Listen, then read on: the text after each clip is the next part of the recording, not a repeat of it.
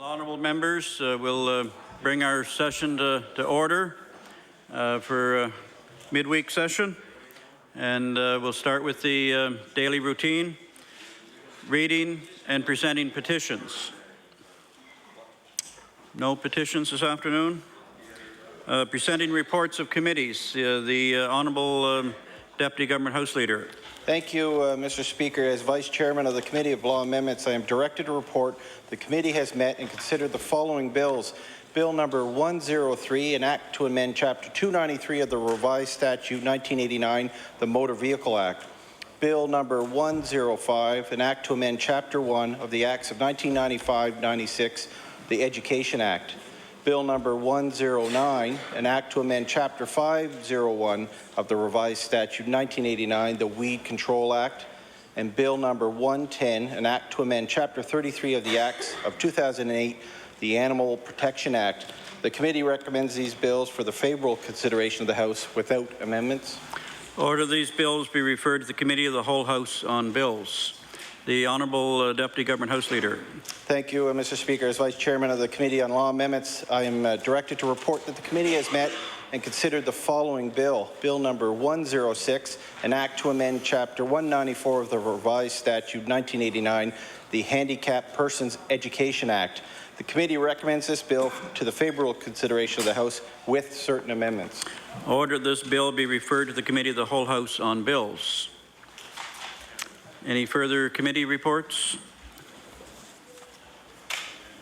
Tabling reports, regulations, and other papers. Statements by ministers. Government notices of motion. The Honourable Minister of Labour and Workforce Development. Thank you, Mr. Speaker. I hereby give notice that on a future day I shall move the adoption of the following resolution.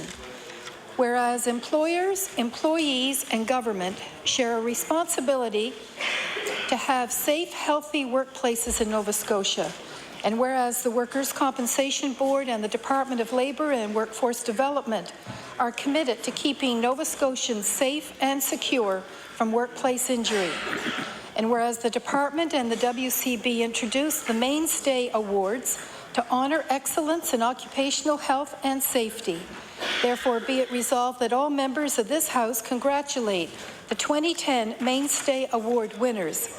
Safety Award of Excellence recipient, Black & McDonald Limited. Transformation Safety Champion, Edmonds Landscape and Construction Services Limited. Employer Safety Champions, Edmonds Landscape and Construction Services Limited, CKF Inc., and Weston Bakeries. And Employer Return to Work Champions, Eastlink and Sobeys. Mr. Speaker, I ask for waiver of notice and passage without debate. There has been a request for waiver. Is it agreed?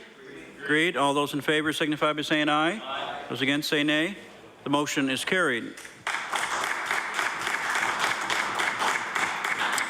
The Honourable Minister of Emergency Management.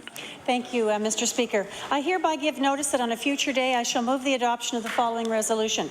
Whereas Nova Scotia experienced heavy rain and strong winds from Hurricane Earl in August, and whereas Nova Scotians once again heeded the safety warnings and were well prepared for the hurricane, and whereas emergency preparedness is essential to ensuring the safety of all Nova Scotians and to making our lives better, therefore, be it resolved that all members of this House acknowledge Nova Scotians for their preparedness before and during Hurricane Earl and for their efforts of emergency management and response professionals to keep everyone safe. Mr. Speaker, I ask for waiver of notice and passage without debate. There has been a request for waiver. Is it agreed? Agreed. All those in favour signify by saying aye. Those against say nay. The motion is carried. The Honourable Minister of Finance. Mr. Speaker, on behalf of the Honourable Minister of Health, I hereby give notice that on a future day I shall move the adoption of the following resolution.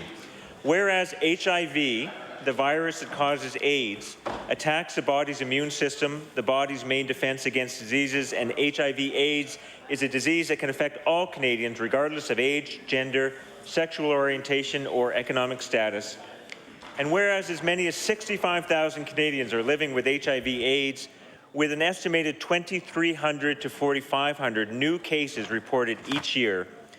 And whereas the Nova Scotia Advisory Commission on AIDS, as well as other AIDS-related and community-based organizations across the province, have wrapped up a successful HIV/AIDS Awareness Week, therefore be it resolved that all members of this House recognize the importance of today, World AIDS Day, and congratulate the dedicated Nova Scotians who are working to raise awareness of HIV/AIDS in our province. Mr. Speaker, I ask for a waiver of notice and passage without debate. There has been a request for a waiver. Is it agreed? Agreed. All those in favour signify by saying aye. Those against say nay. The motion is carried. The Honourable Minister of Emergency Management. Thank you, Mr. Speaker. I hereby give notice that on a future day I shall move the adoption of the following resolution.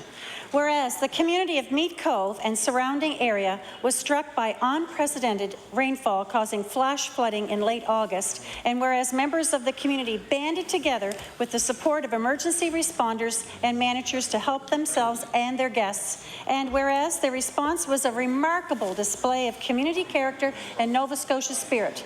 Therefore, be it resolved that all members of this House recognize the community of Meat Cove and the surrounding area for its response to the rainstorm in late August and its resiliency as it continues to recover.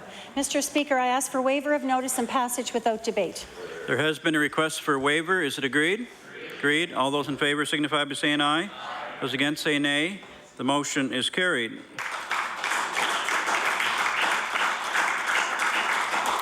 The Honourable Minister of Finance. Mr. Speaker, on behalf of the Honourable Minister of Health, I hereby give notice that on a future day I shall move the adoption of the following resolution. Whereas Nova Scotians receive exceptional emergency care from paramedics, nurses and others through the province's ambulance system, Emergency Health Services, and whereas Emergency Health Services earned a perfect rating and a special commendation from the Commission on Accreditation of Ambulance Services, and whereas Nova Scotia was the first jurisdiction to successfully complete accreditation in 2004, and Emergency Health Services is one of only 2 operations that are accredited in Canada, therefore be it resolved that all members of this House join me in congratulating Emergency Health Services on their Commission on Accreditation of Ambulance Services and acknowledge their ongoing dedication to providing better health care for Nova Scotians. Mr. Speaker, I ask for a waiver of notice and passage without debate. There has been a request for waiver. Is it agreed? Agreed. All those in favour signify by saying aye. Those against say nay. The motion is carried. The Honourable Minister of Natural Resources. Thank you, Mr. Speaker. I do this on behalf of the Minister for African and Nova Scotia Affairs. I hereby give notice that on a future day I shall move the adoption of the following resolution. Whereas St. Francis Xavier University Faculty of Education is working with the African Canadian Services Division of the Department of Education to offer a part-time Bachelor of Education program for African and Nova Scotia students. And whereas the program is offered in centralized locations across Nova Scotia where students can attend classes on the weekends and evenings throughout the school year. And whereas the 3-year program is the first of its kind in Nova Scotia and is designed to increase the number of African Nova Scotia educators. Therefore, be it resolved that all members of this House commend St. Francis Xavier University and the African Canadian Services Division for partnering to create this opportunity and wish the current part-time Bachelor of Ed students a happy and successful school year. Mr. Speaker, I request waiver of notice and passage without debate. There has been a request for waiver. Is it agreed? Agreed. All those in favour signify by saying aye. Those against say nay. The motion is carried. The Honourable Minister of Agriculture. Thank you, Mr. Speaker. I read this resolution on behalf of the Minister of African and Nova Scotia Affairs. Hereby give notice that on a future day I shall move the adoption of the following resolution. Whereas Chelsea Nesbitt is a talented 24-year-old singer and songwriter from Lower Sackville, and whereas Ms. Nesbitt has received high acclaim for her mix of R&B, soul, and jazz music that she couples with captivating lyrics based on her personal experiences and faith, and her album Anchored Roots recently won a Gospel Music Association of Canada Covenant Award for Best Urban R&B Soul Album of the Year and 2 Music Nova Scotia Awards.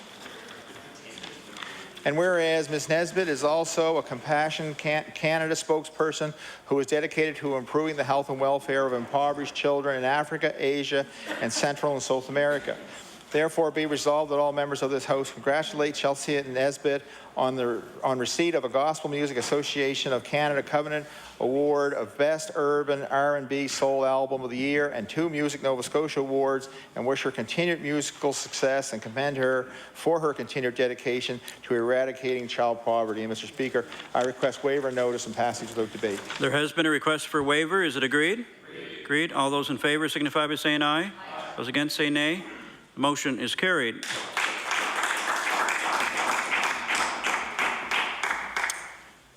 Introduction of bills.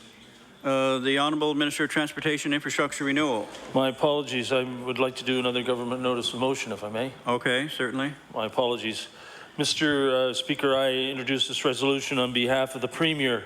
I hereby give notice that on a future day I shall move the adoption of the following resolution.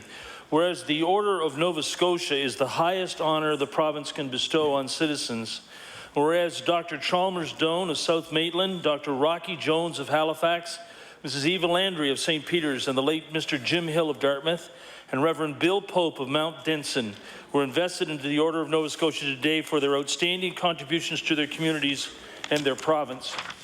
And whereas with their talent, ability, and ambition, qualities essential for their ensuring change, the recipients have made a better life and future for Nova Scotian families.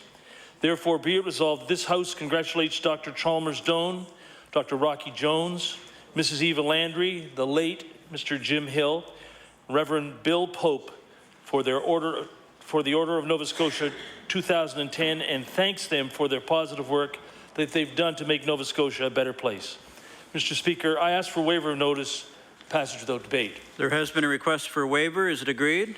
Agreed. All those in favour signify by saying aye. Aye. Those against say nay. The motion is carried.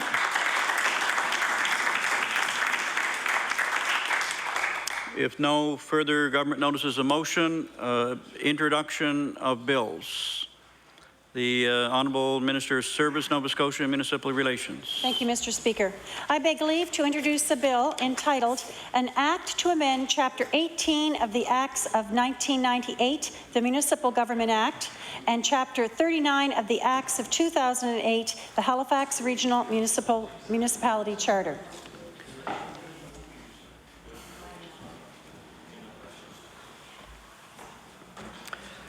The Honourable Minister of Service, Nova Scotia and Municipal Relations begs leave to introduce a bill, an act to amend Chapter 18 of the Acts of 1998, the Municipal Government Act, and Chapter 39 of the Acts of 2008, the Halifax Regional Municipality Charter. Bill 123, an act to amend Chapter 18 of the Acts of 1998, the Municipal Government Act, and Chapter 39 of the Acts of 2008, the Halifax Regional Municipality Charter. Ordered that this bill be read a second time on a future day. The Honourable Minister of Natural Resources. Thank you, Mr. Speaker. Before I introduce this bill, could I do some introductions? Certainly. Actually, in your gallery, Mr. Speaker, and in the East Gallery, I'm going to identify some individuals there. But in your gallery, Mr. Speaker, unless they've moved, because they're there? Okay, well. Certainly one individual that's no stranger to this House of Assembly, Mr. Speaker, past president of the Nova Scotia Land Surveyors Association, and is the legislative liaison of Nova Scotia, of the Nova Scotia Surveyor Association, is Mr. Russell McKinnon. And I'll ask them to stand, and we'll hold applause till we get everybody. Director of Surveys, Bruce McQuarrie with Department of Natural Resources, and the President of the Association, Glenn Myra.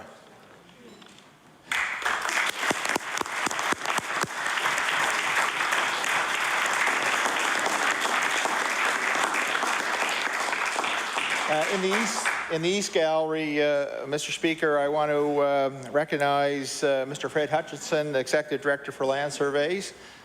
And also, I'm going to say a past president, but Glenn can correct me, but Glenn Cruz and a constituent of mine from Enfield. Nice to see you, Glenn. And also, I wanted to acknowledge Gretchen Polkamp, Executive Director for Land Services with my department, Mr. Speaker.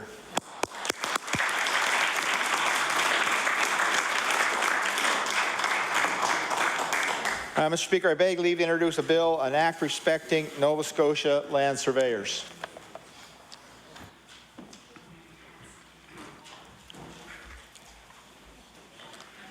The Honourable Minister of Natural Resources begs leave to introduce a bill, an act respecting Nova Scotia land surveyors.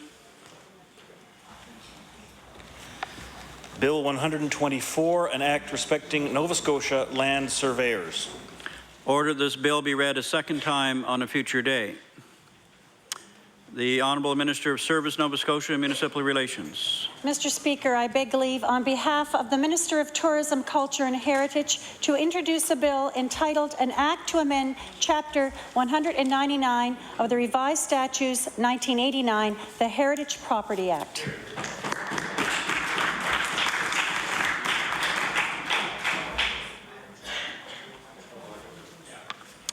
The Honourable Minister of Service, Nova Scotia and Municipal Relations, on behalf of the Minister of Tourism, Culture and Heritage, begs leave to introduce a bill, an act to amend Chapter 199 of the Revised Statutes 1989, the Heritage Property Act. Bill 125, an act to amend Chapter 199 of the Revised Statutes 1989, the Heritage Property Act. Order this bill be read a second time on a future day. Any further introduction of bills?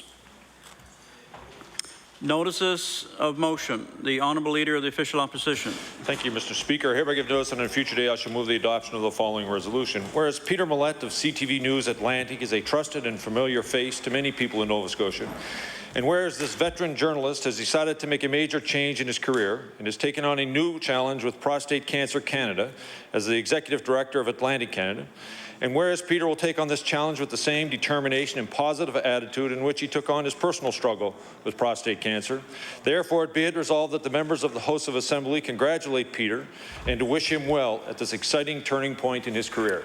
Mr. Speaker, I ask for waiver of notice and passage without debate. There has been a request for a waiver. Is it agreed? Agreed. All those in favour signify by saying aye. Those against say nay. The motion is carried. The Honourable Leader of the Progressive Conservative Party.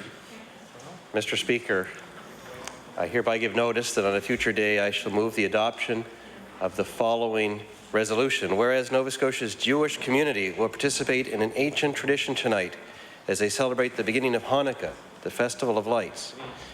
And whereas Hanukkah is a celebration of rededication and renewal, of freedom over oppression, and of despair transformed into hope.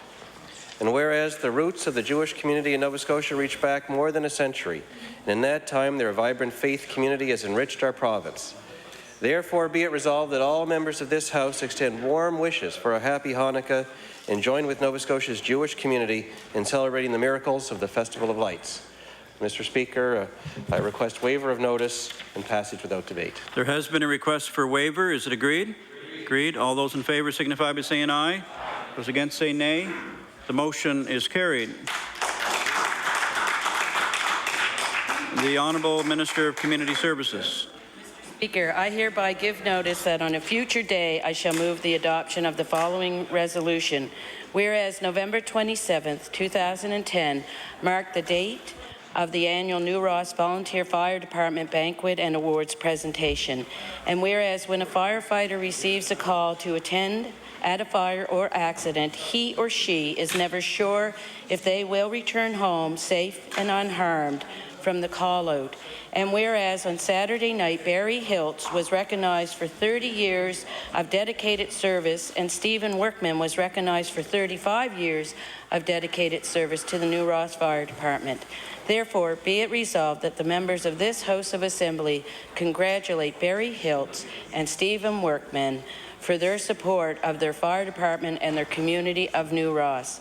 Mr. Speaker, I request waiver of notice and passage without debate. There has been a request for waiver. Is it agreed? Agreed. All those in favour signify by saying aye. Those against say nay. The motion is carried. The honourable member for Halifax Clayton Park. Mr. Speaker, I hereby give notice that on a future day I shall move the adoption of the following resolution. Whereas December 1st, 2010 marks the 22nd anniversary of World AIDS Day, and whereas HIV/AIDS continues to affect individuals and families and communities throughout Nova Scotia, and whereas this year's theme, Universal Access and Human Rights, highlights the importance of ensuring universal access to treatment, prevention and care, ensuring that they are recognized as fundamental basic human rights. Therefore, be it resolved, all members of the House of Assembly commit itself to the importance of recognizing World AIDS Day and support the ongoing fight against HIV/AIDS through prevention, education and research. Mr. Speaker, I ask for waiver of notice and passage without debate. There has been a request for waiver. Is it agreed? Agreed. All those in favour signify by saying aye. Those against say nay. The motion is carried. The honourable member for Victoria the Lakes. Thank you, Mr. Speaker. Mr. Speaker, I hereby give notice that on a future day I shall move the adoption of the following resolution. Whereas the Northern Victoria Community Centre facility has been looking for ice plant infrastructure and needs at least $700,000 in capital upgrades to enable the facility to operate, and whereas practical funding partner initiatives are being sought to help reduce or mitigate the cost of enabling the community to realize their desire to provide a positive, healthy recreational facility for citizens young and old, and whereas temporary infrastructure such as ice plants for the Canada Winter Games may be surplus and could potentially offer a solution for the Northern Victoria facility, maximizing benefits short and long term of taxpayer resources. Therefore, be it resolved that all members of this House of Assembly ask the government to explore partnership arrangements that may reduce project costs while maximizing tax dollars for recreational purposes such as the Northern Victoria Community Centre. Mr. Speaker, I request waiver of notice and passage without debate. There has been a request for waiver. Is it agreed? Agreed. All those in favour signify by saying aye. Those against say nay. The motion is carried. The honourable member, or the honourable Minister of Fisheries and Aquaculture. Thank you, Mr. Speaker. Mr. Speaker, I hereby give notice on a future day I shall move the adoption of the following resolution. Whereas Shelbourne's Charlotte Lane Cafe was the recipient of the Best Small Restaurant Award by the Restaurant Association of Nova Scotia, RANS, on November the 10th, 2010.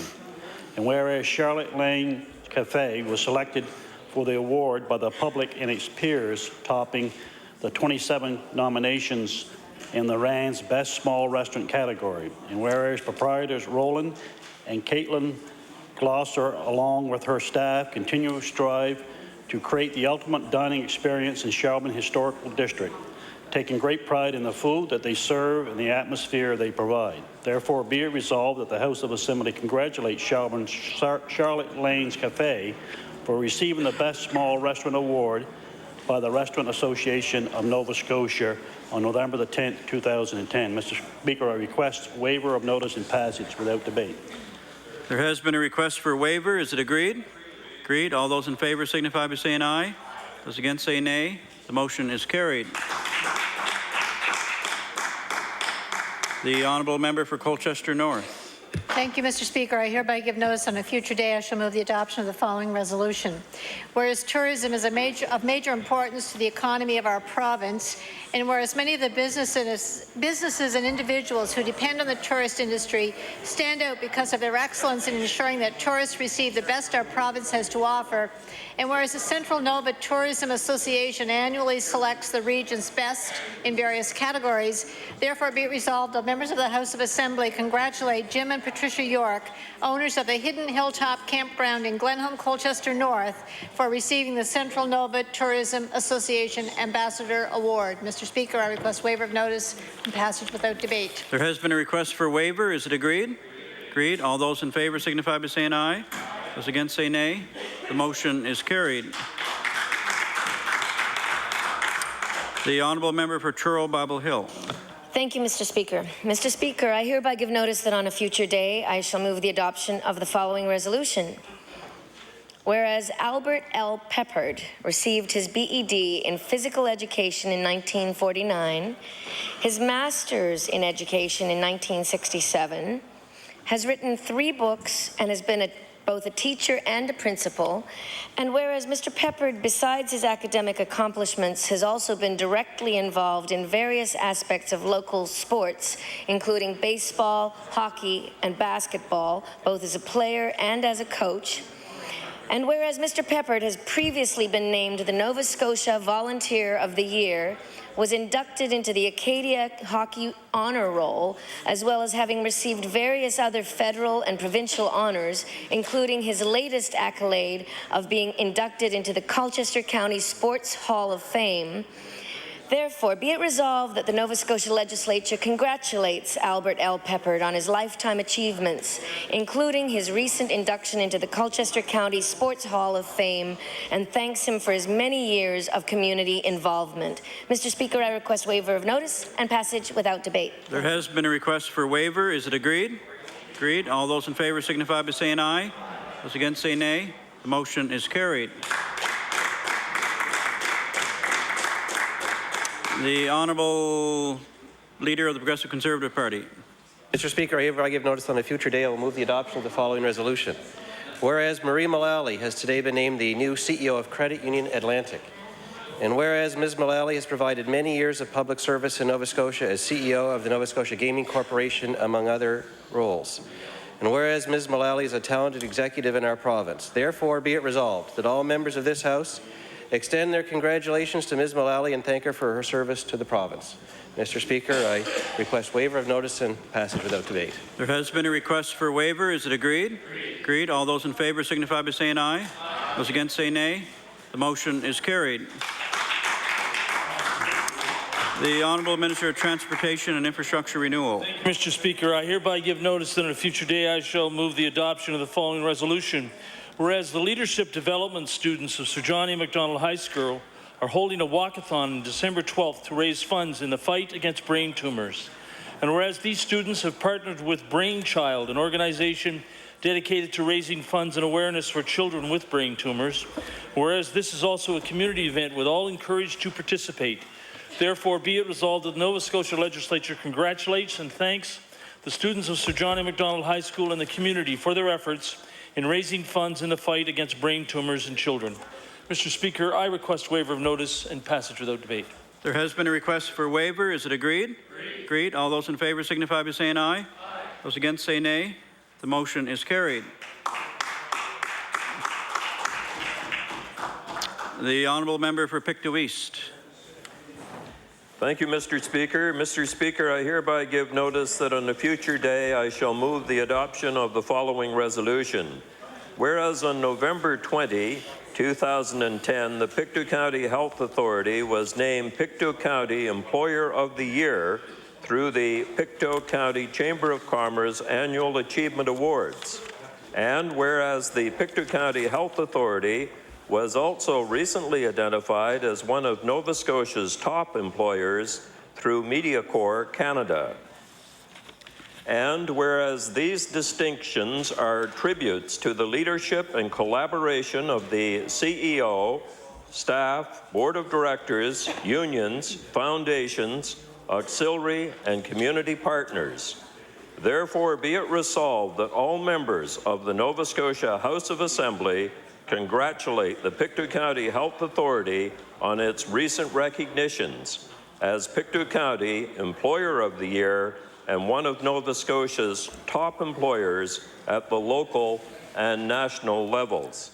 Mr. Speaker, I request waiver of notice and passage without debate. There has been a request for waiver. Is it agreed? Agreed. All those in favour signify by saying aye. Those against say nay. The motion is carried.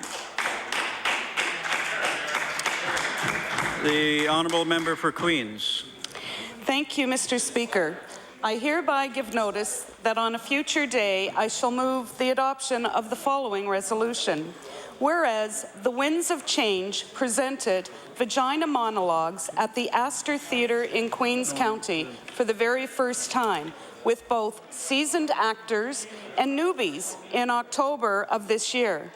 And whereas the Vagina Monologues is a production used to serve as a message against violence, and it has become a celebration of support for women and girls to have a voice. Whereas the play is a dynamic force in support of women and girls all over the world, and the cast includes Catherine Killam, Hannah Miller, Winifred McCarthy, Libby Broadbent, Erica McMahon, Ashley Burns, Brittany Wenzel-Verge, Jen Sampson, Sarah McKinnon, Sue Beaumont Rutherham, Pam Sampson, Stacy Smith, Anne Swim, Karen Simone, and Sandy Blackland. Therefore, be it resolved that the House of Assembly of Nova Scotia recognizes and congratulates the cast of the Winds of Change production of the Vagina Monologues held at the Astor Theatre in Queens County, which serves the message against violence, and it has become a celebration of support for women and girls to have a voice. Therefore, Mr. Speaker, I request waiver of notice and passage without debate. Thank you. The request for waiver, is it agreed? Agreed. All those in favor signify by saying aye. Those against say nay. The motion is carried. I just might point out to honourable members that some of the resolutions are getting a little bit long. I just ask that you perhaps you could keep them within a reasonable context. The honourable member for Richmond. Mr. Speaker, I hereby give notice on a future day I shall move the adoption of the following resolution. Whereas the 2010 Richmond Amateur Baseball Association Championship Tournament was held at the Petit de Gras ball field with teams from Little Lance, Petit de Gras, Loosedale and Port Hawkesbury competing. Whereas the Petit de Gras Redcaps won the tournament, capturing their 13th consecutive Richmond Amateur Baseball Association title. Whereas Petit de Gras Redcaps team consisted of Mark Sampson, Warren Olson, Sean Boudreau, Barry Marchand, Richard Boudreau, Julien Boudreau, Brody Sampson, Don Fougere, Scott Sampson, David Popin, Maurice Boudreau, Jake Boudreau, Devin Landry, Réal Boudreau, Hubert David, and Godfrey Sampson. Therefore be it resolved, the members of the House of Assembly congratulate the Petit de Gras Redcaps on capturing their 13th consecutive Richmond Amateur Baseball Association title and wish them continued success. Mr. Speaker, I ask for a waiver of notice and passage without debate. There has been a request for waiver. Is it agreed? Agreed. All those in favor signify by saying aye. Those against say nay. The motion is carried. The honourable member for Cole Harbour, Eastern Passage. Thank you, Mr. Speaker. I hereby give notice that on a future day I shall move the adoption of the following resolution. Whereas Cow Bay resident Jeff Daum, a well-established artist and community activist, has illustrated over 30 wildlife books, painted portraits of endangered species, and created various interpretive museum projects working closely with the Department of Fisheries and Oceans and Environment Canada. And whereas Jeff has been teaching and illustrating at Nova Scotia College of Art and Design for over 17 years and is the proud illustrator of award-winning books such as Atlantic Puffin, Little Brother of the North children's book, and Nova Scotia Birds. And whereas Jeff was the primary artist in the reproduction of the Clyde Henneberry painting, The Captain Kent, a celebration of a local artist in Eastern Passage. Therefore, be it resolved that this Nova Scotia House of Assembly commends local artist Jeff Daum of Cow Bay for his ongoing contributions to his local community and wishes him every success in his outstanding artistic career, in particular his dedication to the natural environments of Nova Scotia. Mr. Speaker, I request waiver of notice and passage without debate. There has been a request for waiver. Is it agreed? Agreed. All those in favour signify by saying aye. Those against say nay. The motion is carried. The honourable member for Antigonish. Thank you, Mr. Speaker. Mr. Speaker, I hereby give notice that on a future day I shall move the adoption of the following resolution. Whereas Lucille Harper, Executive Director of the Antigonish Women's Resource Centre and Sexual Assault Services Association, is a longtime advocate for women and girls within the community and across the province. And whereas on October the 18th, 2010, His Excellency, the Right Honourable David Johnston, Governor-General of Canada, presented Lucille Harper with the Governor-General's Award in commemoration of the Persons Case for her work with women and girls. And whereas while the Governor-General's Awards were presented to Ms. Harper and 4 other individuals, Ms. Harper emphasizes that her award represents the work that she and many others have done, both within the community and across the province. Therefore, be it resolved that the members of the House extend congratulations to Lucille Harper on being named a laureate of the Governor-General's Award in commemoration of the Persons case, and thank her for her dedication and continued work on behalf of women and girls across the province. Mr. Speaker, I request waiver of notice and passage without debate. There has been a request for waiver. Is it agreed? Agreed. All those in favour signify by saying aye. Those against say nay. The motion is carried. The honourable member for Lunenburg. Mr. Speaker, I'd like to make an introduction. Certainly. I'd like to welcome today one of my favourite constituents, David Young, in the gallery above. He's a member of our local NDP executive, a longtime employee of Canada Post, a very talented local actor who shares his time with the South Shore Players. I'd like everyone to give him a warm welcome today.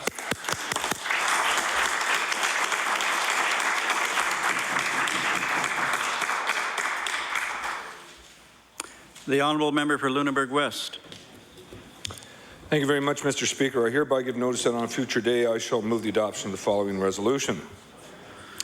Whereas Miss May Forbes of Bridgewater celebrated her 100th birthday on October 13th, 2010, and whereas Miss May Forbes, who attributes her longevity to a happy marriage, is still active in her community, volunteering 2 afternoons a week with the South Shore Regional Hospital Auxiliary, with which she has served for 72 years, and whereas Ms. May Forbes exemplifies the very best qualities of a citizen of Nova Scotia, namely being kind, generous, unselfish, and caring to all in her community. Therefore, be it resolved that all members of this House of Assembly congratulate Ms. May Forbes on the occasion of her 100th birthday and thank her for being such a valuable member of her community. Mr. Speaker, I request waiver of notice and passage without debate. There has been a request for waiver. Is it agreed? Agreed. All those in favour signify by saying aye. Those against say nay. The motion is carried. The honourable member for Hammonds Plains Upper Sackville. Thank you, Mr. Speaker. I hereby give notice that on a future day I shall move the adoption of the following resolution.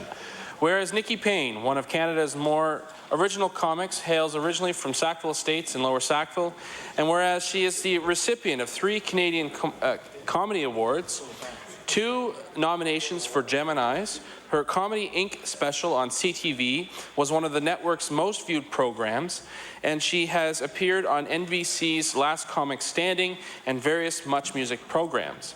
And whereas she is truly an inspiration for young people, aspiring comics, and is a perfect example of how, with hard work, determination, and perseverance, the youth across our province can achieve their wildest dreams.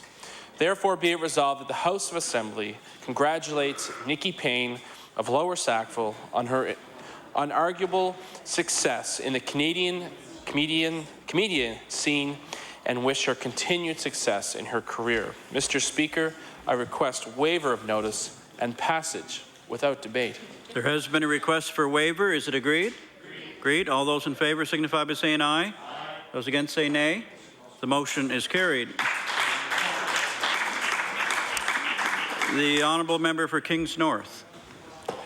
Thank you, Mr. Speaker. Mr. Speaker, I hereby give notice that on a future day I shall move the adoption of the following resolution.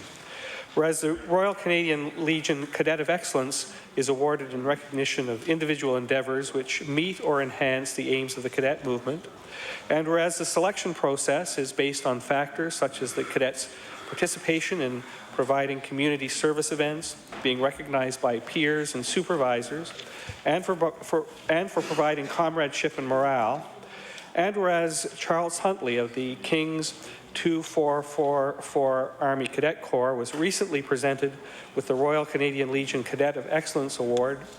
Therefore, be it resolved that the members of the Nova Scotia House of Assembly congratulate Cadet Charles Huntley on being a recipient of the Royal Canadian Legion Cadet of Excellence Award. Mr. Speaker, I request waiver of notice and passage without debate. There has been a request for waiver. Is it agreed? Agreed. All those in favour signify by saying aye. Those against say nay. The motion is carried. The honourable member for Lunenburg. Thank you, Mr. Speaker. I hereby give notice that on a future day I shall move the adoption of the following resolution. Whereas Nova Scotians have a long history of generosity and community involvement, supporting those in their community who have to go without, and whereas the Lunenburg Shoes for Kids campaign, which aims to provide high-quality footwear for children who cannot afford it, was started 10 years ago by Ann O'Dodd and has now been carried on by many volunteers over the years, such as Janet Mason, Beverly Cluett, Chrissy Stubbs, Kevin Lonis, and Roseanne Higgins. And whereas the Shoes for Kids campaign continues in its 10th year by providing Christmas wreaths to local homes and businesses, with all the proceeds going toward the purchase of high-quality footwear for children in need.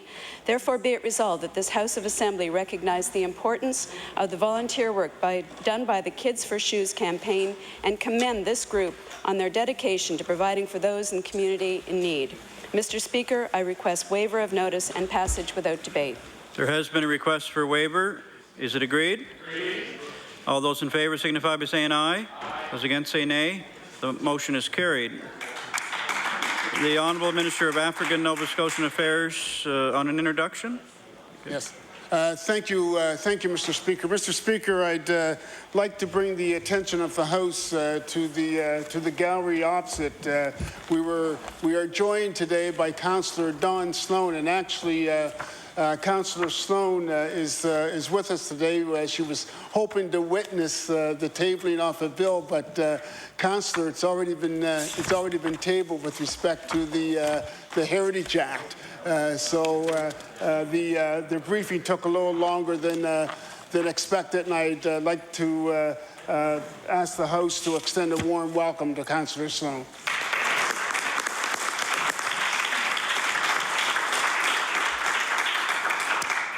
Thank you. I'll recognize the Honourable Member for Guysborough Harbour. Thank you, Mr. Speaker. Mr. Speaker, I hereby give notice that on a future day I shall move the adoption of the following resolution. Whereas for the past 50 years, Murphy's Camping on the Ocean has been nestled in the 7th generation historic fishing settlement of Murphy Cove on the eastern shore. And whereas over the years, the Murphy family, according to folklore, provided a wide variety of goods that included salt fish, rum, moonshine, marine provisions, farm produce, lobsters, and fresh fish to friends and visitors alike. And while they may still carry on a few of those fabled traditions, their guests now enjoy nightly campfires complete with fresh steamed mussels, sing-songs, and storytelling from days gone by. And whereas Murphy's Camping on the Ocean marked their 50-year anniversary with a special celebration held on August the 20th, 21st, and 22nd in 2010, therefore be it resolved that the members of this House of Assembly congratulate Brian, Marilyn, and the entire Murphy family for 50 years of treating tourists and visitors to their much appreciated Murphy's Law. We will do our very best to make your stay a pleasant one and wish the Murphy family continued success in their future endeavors. Mr. Speaker, I request waiver of notice and passage without debate. There has been a request for waiver. Is it agreed? Agreed. All those in favor signify by saying aye. Those against say nay. The motion is carried. The Honourable Minister of Community Services. Mr. Speaker, I hereby give notice that on a future day I shall move the adoption of the following resolution. Whereas December 11th, 2010 will be the annual Western Shore and District Volunteer Fire Department Banquet and Awards presentation, and whereas when a firefighter receives a call to attend at a fire or accident, he or she is never sure if they will return home safe and unharmed from the call-out. And whereas on December 11th, 2010, Roger S. Hilch and Michael C. Slonwhite will be recognized for 25 years of dedicated service, and Terry H. Swicker will be recognized for 40 years of dedicated service to the Western Shore and District Volunteer Fire Department. Therefore, be it resolved that the members of this House of Assembly congratulate Roger S. Hiltz, Michael C. Slonwhite, and Terry H. Swicker for their support of their fire department and the community of Western Shore. Mr. Speaker, I request waiver of notice and passage without debate. There has been a request for waiver. Is it agreed? Agreed. All those in favor signify by saying aye. Those against say nay. The motion is carried.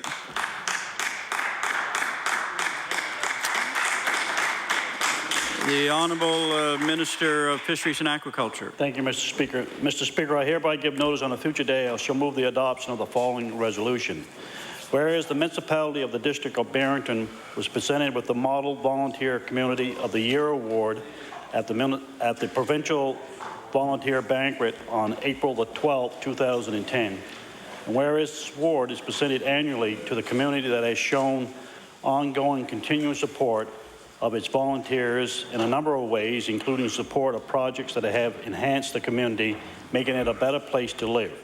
And whereas the Model Volunteer Community of the Year Award is a one-time Life Achievement Award, therefore be it resolved that the House of Assembly congratulates the municipality of the District of Barrington for being presented with the Model Volunteer Community of the Year Award at the Provincial Volunteer Banquet on April 12, 2010. Mr. Speaker, I request waiver of notice and passage without debate. There has been a request for a waiver. Is it agreed? Agreed. All those in favour signify by saying aye. Aye. Those against say nay. The motion is carried.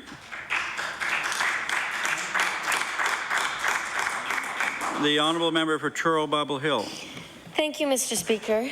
Mr. Speaker, I hereby give notice that on a future day I shall move the adoption of the following resolution.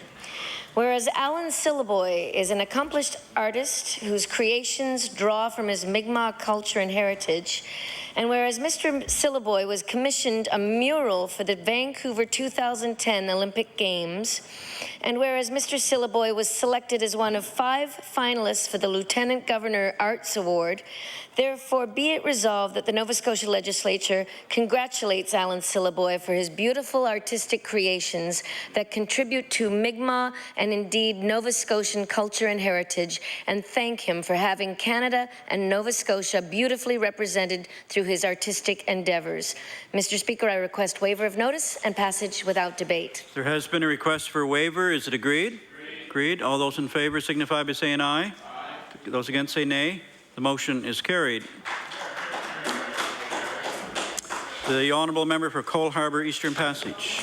Thank you, Mr. Speaker. I hereby give notice that on a future day I shall move the adoption of the following resolution. Whereas Chad Leibold, a youth of Eastern Passage and local swimmer from the Dartmouth Manta Ray Swim Club, earned a silver medal at the 2010 Ken Dunn Championships held June 4th to 6th in Halifax. And whereas Chad qualified for the 2010 Group Nationals for his age being held in July in Winnipeg, and whereas Chad's time of 1 minute and 16.08 seconds earned him a spot in the men's 13 to 14 100-meter breaststroke, therefore be it resolved that this Nova Scotia House of Assembly congratulate Chad Leibold of Eastern Passage, winning a silver medal at the 2010 Ken Dunn Championships in Halifax and for earning a spot in the 2010 National Swims Competition in Winnipeg, Manitoba. Mr. Speaker, I request waiver of notice and passage without debate. There has been a request for a waiver. Is it agreed? Agreed. All those in favour signify by saying aye. Aye. Those against say nay. The motion is carried. The Honourable Member for Antigonish. Thank you, Mr. Speaker. Mr. Speaker, I hereby give notice that on a future day I shall move the adoption of the following resolution. Whereas in September 1997, 80% of the world's nations entered into the Mine Ban Treaty, which established an international standard in rejecting anti-personnel mines, and whereas on November 24, 2010, members of the International Campaign to Ban Landmines released Landmine Monitor 2010, an annual survey on the progress in efforts to eradicate landmines.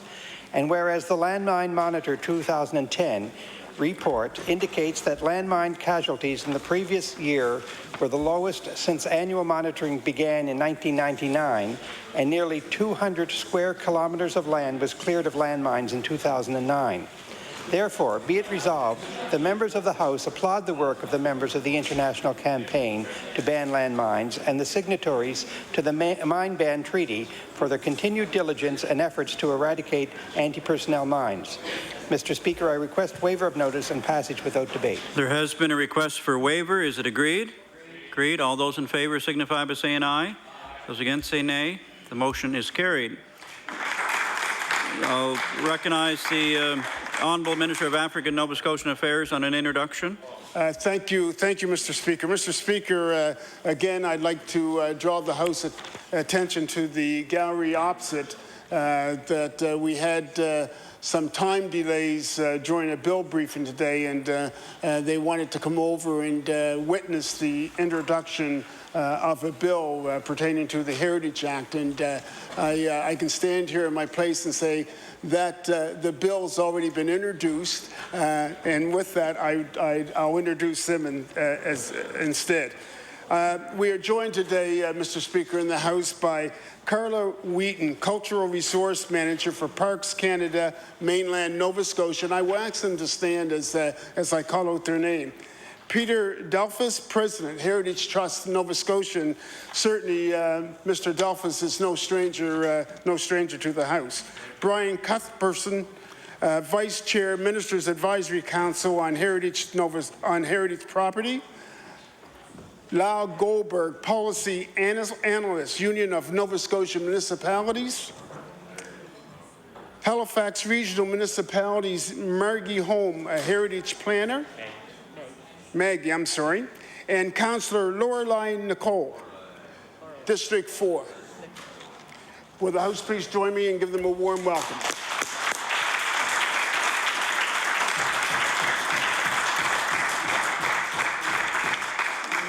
We welcome all our visitors here this afternoon and hope they enjoy the proceedings of the House. I'll recognize the Honourable Member for Hammonds Plains, Upper Sackville. Thank you, Mr. Speaker. I hereby give notice that on a future day, I shall move the adoption of the following resolution. Whereas 12 African Nova Scotian teens, including Hammonds Plains residents Vernisha Matheson and Ariel Goff, have filmed a documentary entitled Still Here, A Journey to Triumph, which reenacts the journey of the province's early black settlers. And whereas the idea sparked from an educational visit to Birchtown, the place where in 1783 black loyalists first touched Nova Scotia soil. And whereas the documentary, which includes a title song from Cherry Brooks' Gary Beals, will show 3 times throughout November in HRM, and all proceeds go towards the Build a Bridge Youth Society to develop youth projects. Therefore, be it resolved that this House of Assembly congratulates the 12 African Nova Scotian teens on the success of their documentary, Still Here, A Journey to Triumph, which reenacts an important part of Nova Scotian history and benefits the Build a Bridge Youth Society. Mr. Speaker, I request waiver of notice and passage without debate. There has been a request for waiver. Is it agreed? Agreed. All those in favour signify by saying aye. Those against say nay. The motion is carried. The Honourable Member for Kings North. Thank you, Mr. Speaker. Mr. Speaker, I hereby give notice that on a future day I shall move the adoption of the following resolution. Whereas SOAR, Survivors of Abuse Recovering, is a volunteer-driven, community-based peer counseling program for survivors of childhood sexual abuse with a 17-year history of service to Nova Scotians. And whereas SOAR promotes insight into survivor issues through educational workshops, presentations, and seminars. And whereas SOAR is a 2010 recipient of a Meaningful Involvement Consumers Award established by the Nova Scotia Department of Health to recognize providers that demonstrate authentic, active, and meaningful input in the planning, implementation, and evaluation of mental health services. Therefore, be it resolved that the Nova Scotia House of Assembly congratulates SOAR on being a 2010 recipient of the Meaningful Involvement Consumers Award and thanks SOAR for its long and dedicated service to survivors of childhood sexual abuse and wishes SOAR every success in its ongoing work with survivors and all Nova Scotians. Mr. Speaker, I request waiver of notice and passage without debate. There has been a request for waiver. Is it agreed? Agreed. All those in favour signify by saying aye. Those against say nay. The motion is carried. The Honourable Minister of Service, Nova Scotia and Municipal Relations on an introduction. Thank you very much, Mr. Speaker. It is my absolute pleasure to bring everyone's attention to our East Gallery to introduce Eric Smith. Eric Smith is an independent AIDS activist, and in my words, Eric, you are a Nova Scotia hero.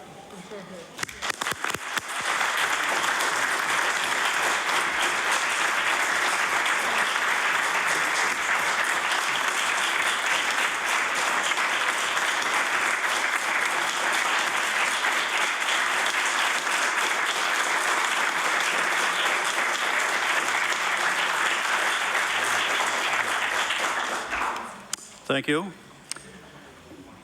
I'll recognize the honourable member for Lunenburg. Thank you, Mr. Speaker.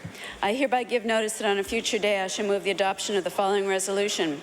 Whereas Mr. Vernon Oikel, editor of Lighthouse Media Group, has always had a fascination with folklore, superstitions, and ghosts, inspiring his latest book called One Crow's Sorrow, taken from the popular superstitious phrase. And whereas One Crow's Sorrow is the 13th book and second novel published by Mr. Oikel, having also produced works of nonfiction, photo books, and collections of stories, and whereas One Crow's Sorrow, published by Bayer Publications based in Chester, was appropriately launched on October 30th, 2010, just one day before Halloween. Therefore, be it resolved that this House of Assembly congratulate Mr. Vernon Oikel on the publication of his second novel, One Crow's Sorrow, which is sure to delight and scare his readers. Mr. Speaker, I request waiver of notice and passage without debate. There has been a request for a waiver. Is it agreed? Agreed. All those in favour signify by saying aye. Those against say nay. The motion is carried. The honourable member for Guysborough-Sheet Harbour. Thank you, Mr. Speaker. Mr. Speaker, I hereby give notice that on a future day I shall move the adoption of the following resolution. Whereas the Halifax Regional Municipality held a ceremony on October 6, 2010 to honour firefighters for their exemplary service.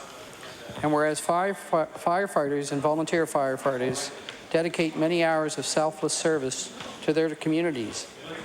And whereas Sterling Burgoyne received his 40-year and 30-year Federal Exemplary Service Bars, 20-year Federal Exemplary Service Medal, as well as his 25-year Provincial Long Service Medal at the October 6 ceremony. Therefore, be it resolved that the members of this House of Assembly thank Sterling Burgoyne for his 40-plus years of service as a firefighter in his community and wish him every success in his future endeavours.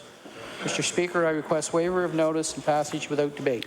There has been a request for a waiver. Is it agreed? Agreed. All those in favour signify by saying aye. Those against say nay. The motion is carried. The honourable member for Queens. Thank you, Mr. Speaker.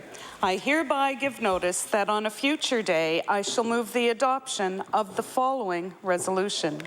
Whereas Pamela Ditchoff has just had her 4th novel, Princess Beast, published digitally, and whereas the book brings closure to Mrs. Beast, an earlier novel, and Princess Beast has come full circle and completed the fairy tale. And whereas publishing Princess Beast digitally allows readers to download the e-book onto their computers. Therefore, be it resolved that the House of Assembly congratulates Pamela Ditchoff on the recent digital publication of her novel Princess Beast and wishes her luck with her writing career in the future. Mr. Speaker, I request waiver of notice and passage without debate. There has been a request for a waiver. Is it agreed? Agreed. All those in favour signify by saying aye.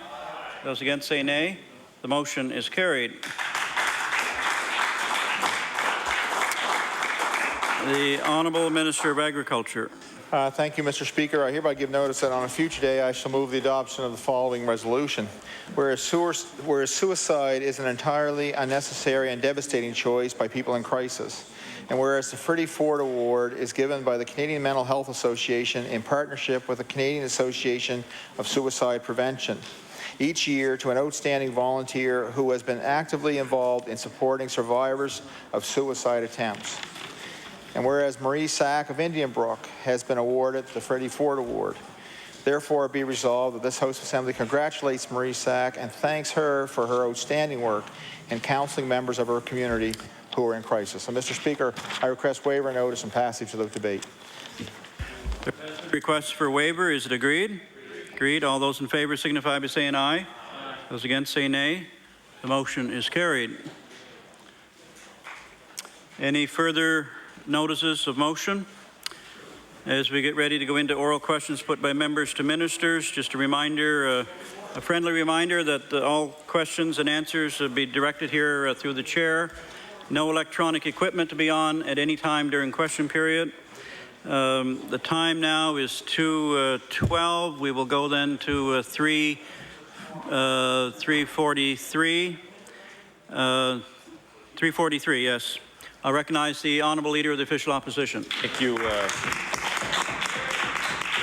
Thank you, Mr. Speaker.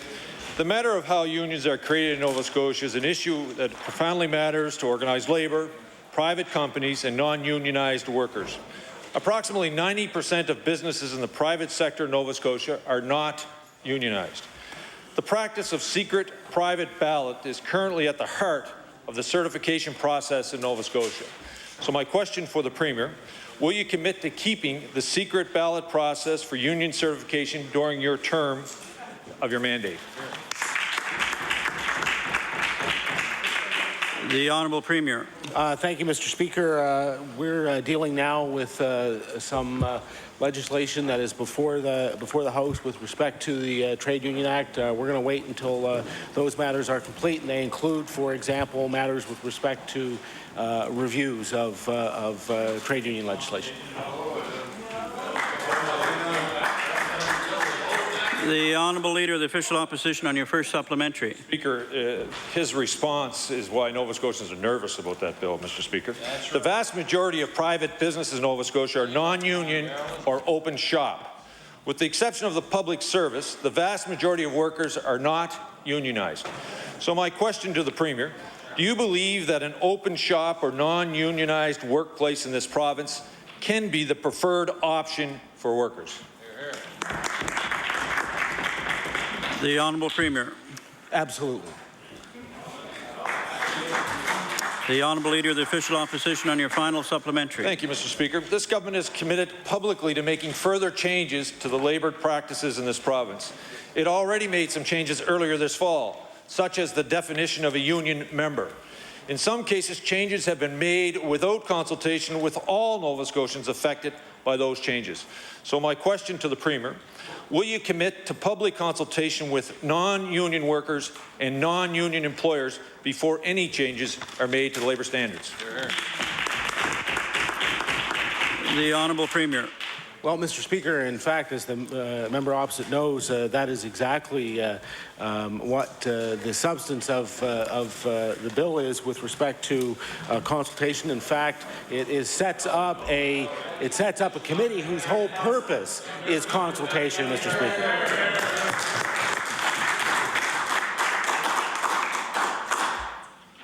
The Honourable Leader of the Progressive Conservative Party. Thank you, Mr. Speaker. Mr. Speaker, my question is for the Premier. On September 7th, 2009, Premier Dexter promised, and I quote, a new relationship with the province's union. And I have two documents that I will table that contain that quote, Mr. Speaker. Well, there is one promise that the Premier has in fact kept, because we are now seeing the true impact of that promise. Political donations have been returned. Government pensions have been topped up. Total job security has been provided, and now this week even more concessions. And so my question to the Premier, what other labour-friendly changes to the province's laws is your government contemplating making, and can you assure this House today that there are none? The Honourable Premier. Well, Mr. Speaker, we are having a difficult time right now with the province's finances, and many of those things that you have mentioned, in fact, have not been warmly received by Labour. And in fact, it was difficult, particularly around the pension changes, to make what were very, very difficult decisions. I don't take any of those decisions very lightly. What I can tell them is that I intend to work as hard as I can to make sure that there is good, stable labour relations in this province.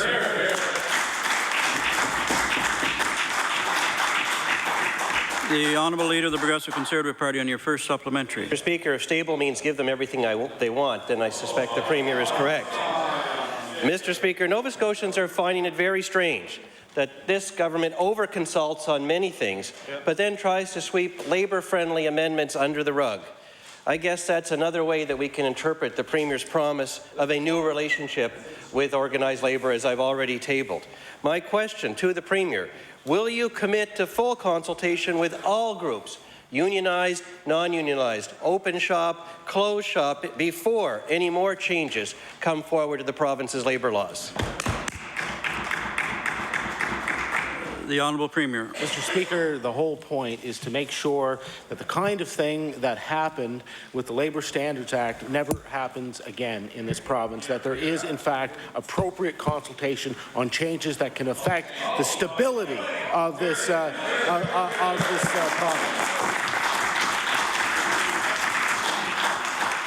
The Honourable Leader of the Progressive Conservative Party, on your final supplementary. Mr. Speaker, what is important here is that someone stand up for the public interest and not some hidden special interest.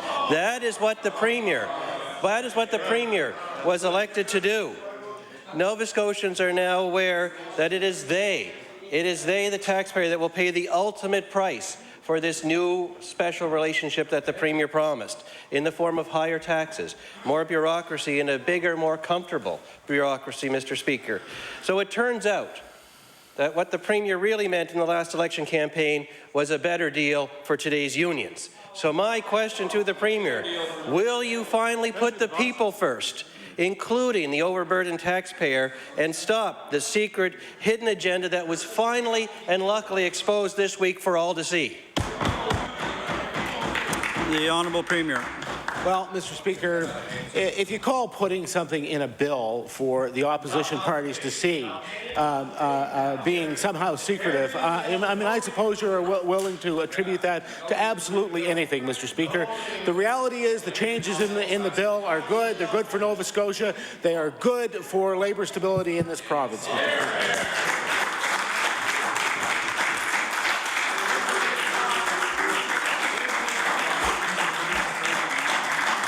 The Honourable Leader of the Official Opposition. Thank you, Mr.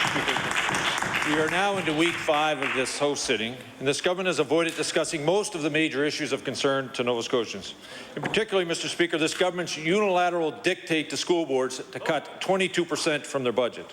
Mr. Speaker, this government has brushed off parents' concerns, calling this 22% cut a planning exercise. Meanwhile, Mr. Speaker, school boards are discussing cuts to the classroom. So my question for the Premier, why are you creating chaos in our school system as an exercise? What is your real plan for education in this province?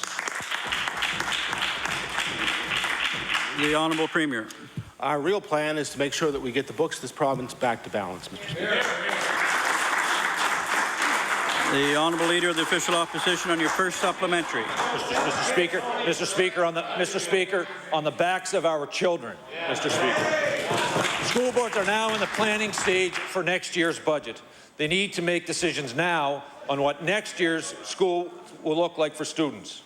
We have long advocated for multi-year funding for school boards to prevent last-minute chopping of programs. Yet this government has made things much worse by dumping a 22% exercise right in the middle of this year's planning for next year, Mr. Speaker. My question for the Premier, can you tell this House how you expect school boards to cut 22% from their budgets without affecting students? The Honourable Premier. Mr. Speaker, over the last 10 years, the student population in this province has dropped by almost 30,000 students, Mr. Speaker. What we want the school boards to do is to take leadership in understanding that we have to be able to balance the books in this province, that they need to be a part of that. We've asked them, in fact, Mr. Speaker, we've asked the leadership in those boards to be part of the solution. The Honourable Leader of the Official Opposition, on your final supplementary. Mr. Speaker, the Premier knows, or he should know, that the HOG formula takes into account that drop in student population and distributing that money equitably across Nova Scotia, Mr. Speaker. In the first 18 months of this government, they added $1.7 billion to the debt. They've increased program spending by 9% in year 1, 7% in year 2. But, Mr. Speaker, Order. The Honourable Leader of the Official Opposition. Speaker, that's okay. I'll start over, Mr. Speaker. In the first 18 months of this government, they added $1.7 billion to the debt. They have increased program spending by 9% year one, 7% year two, but now they've asked school boards to cut 22%. Mr. Speaker, my question for the Premier is, if you can't get your spending under control, why do you expect school boards to do your dirty work? The Honourable Premier. Well, Mr. Speaker, as usual, the Leader of the Opposition is completely wrong with his numbers, Mr. Speaker. And in fact, Mr. Speaker, it was those members over there when we were trying to exercise wage restraint who were bringing people into the gallery and pointing their fingers and yelling at us for making sure that we were bringing these matters back under control.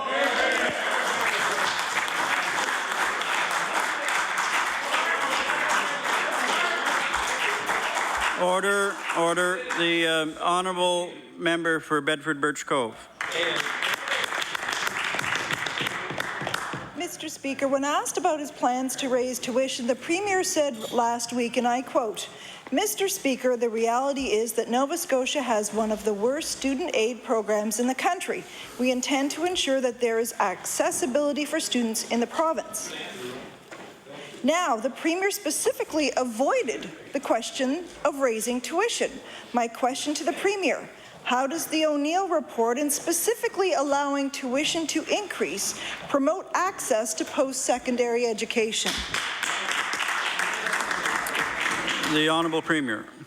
Well, Mr. Speaker, if you don't have the money to pay tuition, if you don't have access to funds to be able to support your education, it really doesn't matter what the tuition levels are, Mr. Speaker. Be as low as you want. If you can't afford to go, you have no access to assistance, then you don't get in. That's why it's important to ensure there's a proper student assistance program, Mr. Speaker. The Honourable Member for Bedford Birch Cove on your first supplementary. Thank you, Mr. Speaker. I'm assuming that the Premier is implying that the O'Neill report, which is what I asked him about, actually does address access. And that's pretty funny, because last week at a public meeting, O'Neill told the audience that he did not address access to post-secondary education. And in fact, the O'Neill report focuses on raising the debt cap for higher debt burdens. Allowing higher debt levels will not encourage more of our young people to access post-secondary education. So the student financial aid review the minister is doing does not look at tuition fees, and student groups are saying that the government is spinning the consultations as being adequate for outreach to students. So just 4 short years ago, the Leader of the official opposition and his caucus launched an online petition site, cutthefees.ca. And on September 23rd, 2006... Order. The Honourable Member, you have a question? I do. Well, I hope I get an answer, Mr. Speaker. On September 23rd, 2006, the member from Dartmouth Coal Harbour said more government funding should go to tuition, and there should be needs-based grants put in place so that students with even the most modest income levels don't graduate with a huge debt. Your question, please. Question. Why is it okay to be on the side of students when you're in opposition and then ignore them when you go into government? The Honourable Premier. Mr. Speaker, thanks to this caucus over here when we were sitting over there, we brought forward a bill that ensured that the federal money that was brought to the province went to the benefit of students, Mr. Speaker. That's what we did in order to bring down tuition rates in this province. That's the record of this party.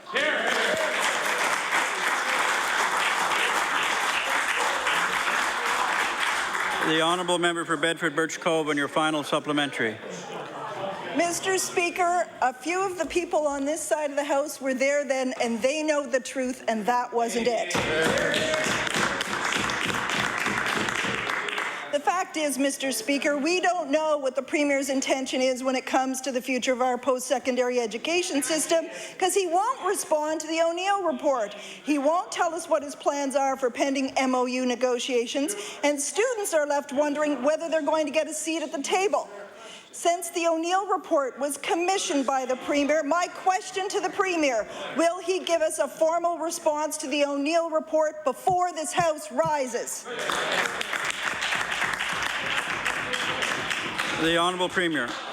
You know, it's amazing, Mr. Speaker.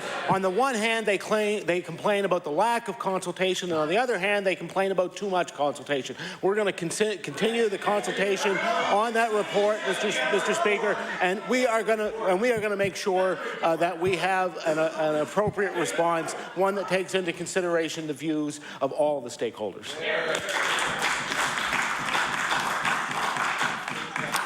The Honourable Member for Victoria the Lakes. Thank you, Mr. Speaker.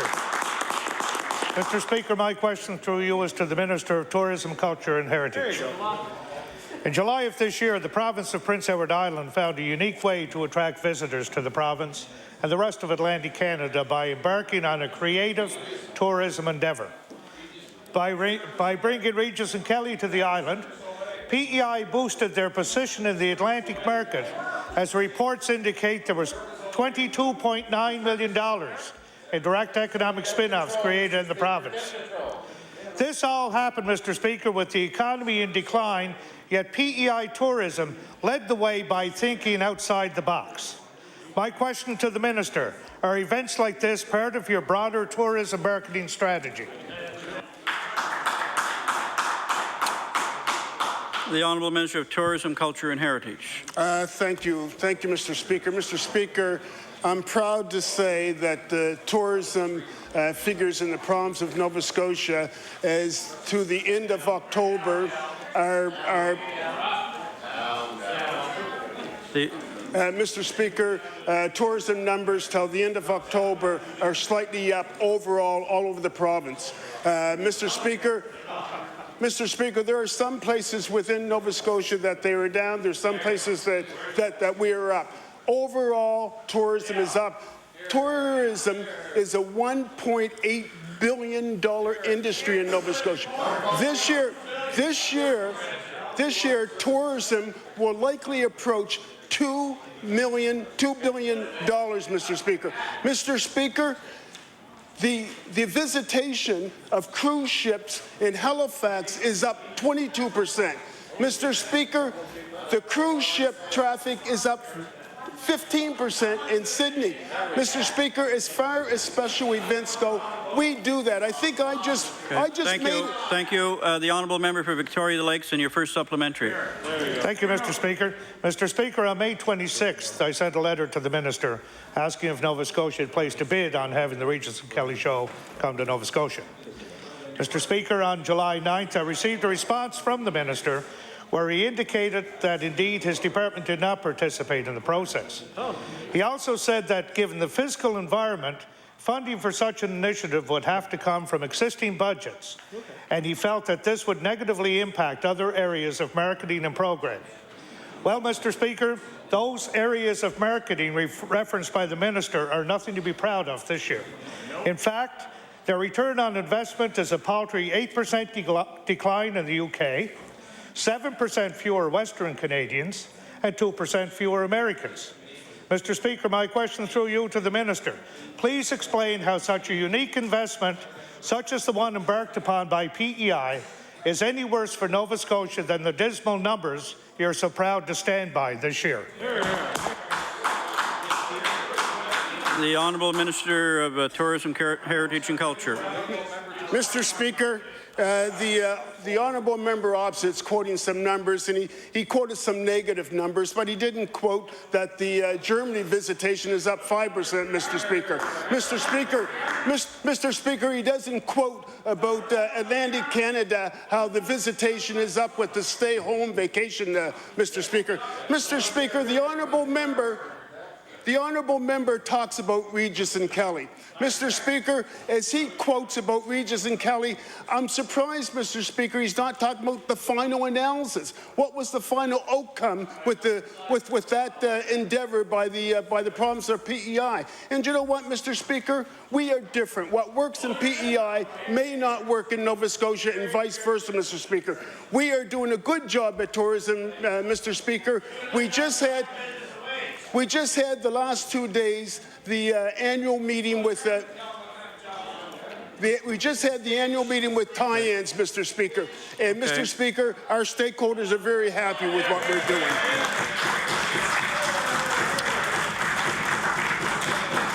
The honourable member for Victoria Lakes, and your final supplementary. Thank you very much, Mr. Speaker. And if the minister had been listening about figures, he would have heard that there was $22.9 million in direct economic spin-offs created in PEI. Mr. Speaker, my question through you is to the Minister of Tourism, Culture and Heritage. While we congratulate PEI for having the foresight to improve their tourism numbers, we feel it's necessary for this government to be able to think outside the box as well. My question to the minister, have you consulted with tourism operators to hear what innovative and unique ideas they might be suggesting to improve Nova Scotia's stagnant position relating to tourism in this province?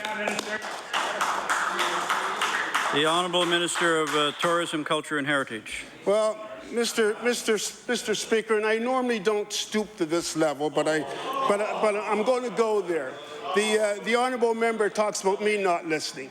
Well, Mr. Speaker, I wish he'd listen, because we have thought outside of the box. Mr. Speaker, I made an announcement last month, Mr. Speaker, here in the House.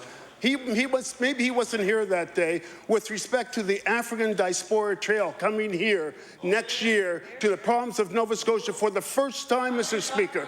For the first time, Mr. Speaker, we've got a major event. Order, please. The Honourable Minister of Tourism, Culture and Heritage has the floor. We've got for the first time, Mr. Speaker, we've got a major event involving people of African descent from all over the world. Now, he may not see that as a big event. He may not see that about. Okay. He may not. Order, please. Order.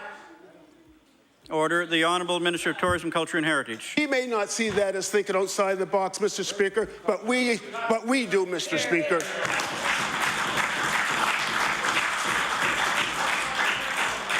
The Honourable Member for Halifax Clayton Park. Mr. Speaker, my question is for the Minister of Health. Mr. Speaker, Nova Scotians recently paid $100,000 for the Ross Report, a report which was announced with great fanfare and one that even had an interim report released in the spring. Here we are in December, and we have yet to hear back from government as to the status. That has Nova Scotians wondering, Mr. Speaker, whether all of it will be implemented, only certain sections, or perhaps none at all. My question to the minister is, could the minister tell us if the delay in responding to this report is a result of government attempting to calculate cost savings associated with the report's implementation? The Honourable Minister of Health. Thank you very much, Mr. Speaker, and I want to thank the honourable member for the question. And Mr. Speaker, it's been about 5 weeks since Dr. Ross released his report. Mr. Speaker, a piece of that report which is yet to come are the standards, the emergency care standards. Mr. Speaker, Dr. Ross will be releasing those standards tomorrow, and shortly after that we will be responding to the totality of Dr. Ross's report. The Honourable Member for Halifax Clayton Park on your first supplementary.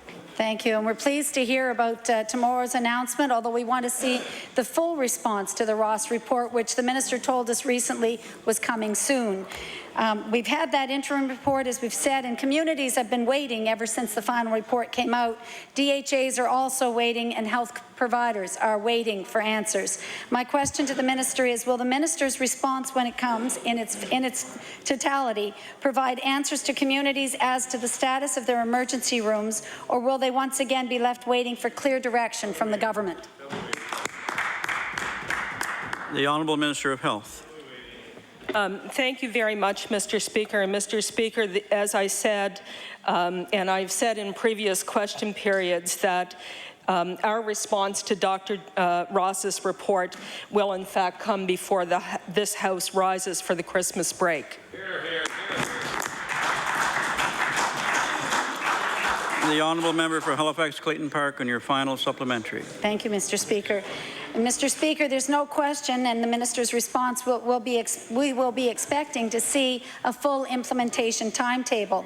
We know the job is multifaceted, and it will involve ensuring access to primary health care, access to emergency rooms 24/7, standards and funding decisions. In other words, the report truly illustrates how integrated our healthcare system is. My question to the minister is, who will be responsible for implementing the Ross report? Will it be the minister herself, the DHAs, or someone else? The Honourable Minister of Health.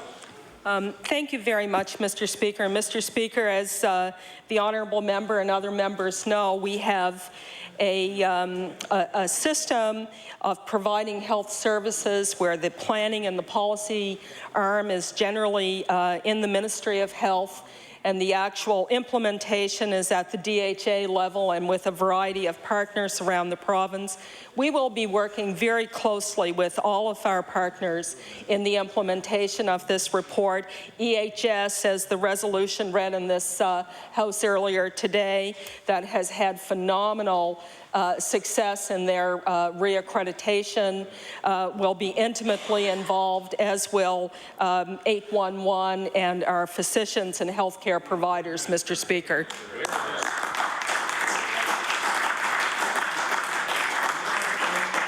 The honourable member for Victoria the Lakes. Thank you, Mr. Speaker.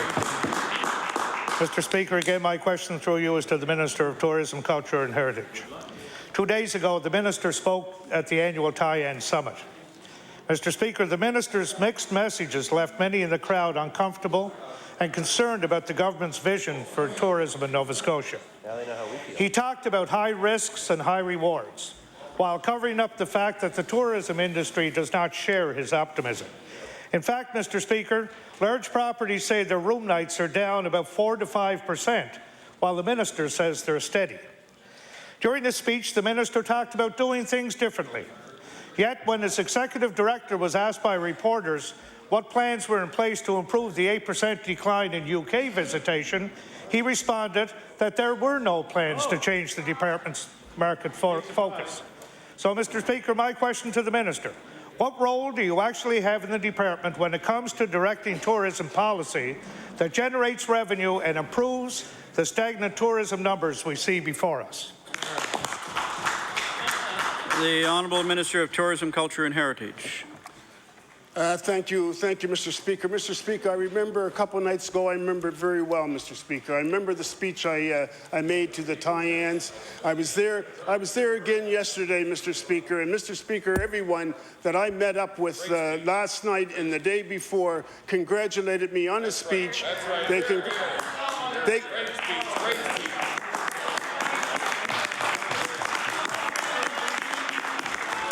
They congratulated me on a great speech, Mr. Speaker, and they reminded me that Order. The Honourable Minister of Tourism, Culture and Heritage. They reminded me that it was refreshing to them to have a minister come to their meeting not only with fresh ideas, but with honesty and integrity, Mr. Speaker.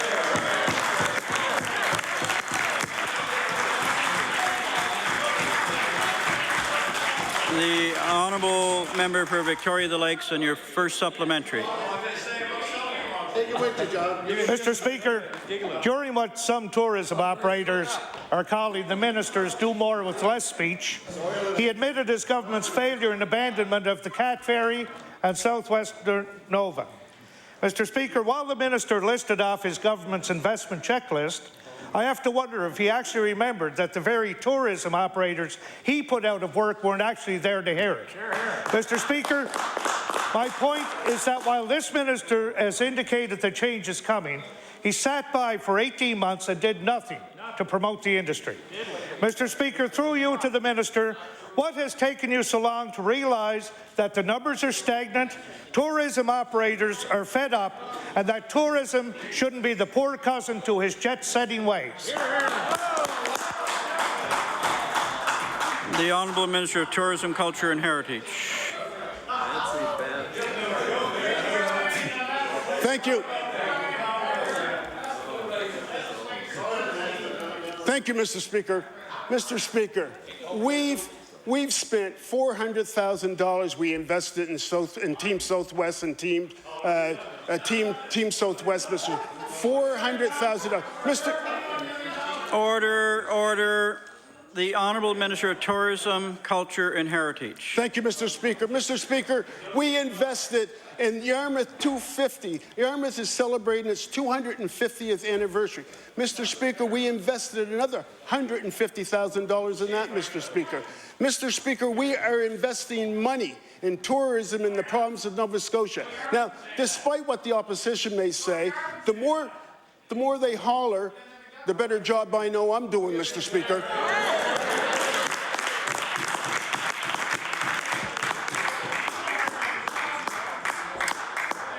The Honourable Member for Victoria the Lakes, and your final supplementary. Thank you, Mr. Speaker. My final question, again through you, is to the Minister of Tourism, Culture and Heritage.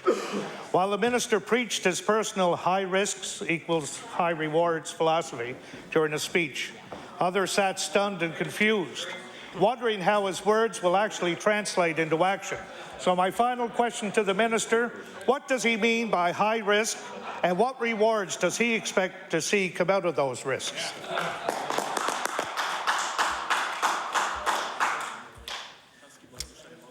The Honourable Minister of Tourism, Culture and Heritage. Mr. Speaker, thank you, Mr. Speaker. Mr. Speaker, it seems like there's a lot of emphasis placed on my speech that I made a couple of nights ago. And Mr. Speaker, one of the things that I said in that speech, Mr. Speaker, that we will work with the industry, Mr. Speaker. We will collaborate with the industry, Mr. Speaker. Mr. Speaker, and that's what we have been doing. That's what we will continue to do as we build tourism in the province of Nova Scotia, Mr. Speaker.